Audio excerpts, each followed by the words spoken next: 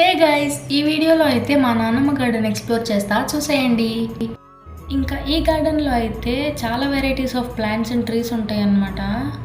ఇదైతే peanut butter fruit అంట. Taste అయితే స్వీట్గా ఉంది.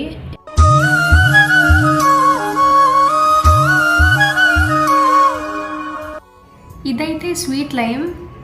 ఇదైతే వాటర్ ఆపిల్ చెట్టు అనమాట. ఇంకా మేలో అయితే చెట్టు నిండా పండ్లు వచ్చేసాయి. ఇదైతే మల్బెర్రీ ట్రీ. దీనికైతే సీజన్ అయిపోయిందంట. సో నేను వెళ్ళినప్పుడు ఒక ఫ్రూట్ అయితే ఉండింది. ఇదైతే సాస్ చెర్రీ ఫ్రూట్ ప్లాంట్. నేనైతే వీటిని చూసాక స్వీట్గా ఉంటాయి అనుకున్నా, కానీ ఇవైతే పుల్లగా ఉన్నాయి.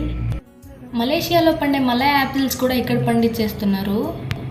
మనం బయట కొనుక్కొని తినే ఫ్రూట్స్ కన్నా మనమే డైరెక్ట్గా చెట్టు నుంచి ప్లక్ చేసుకొని తింటే ఆ టేస్టే వేరే ఉంటుంది కదా.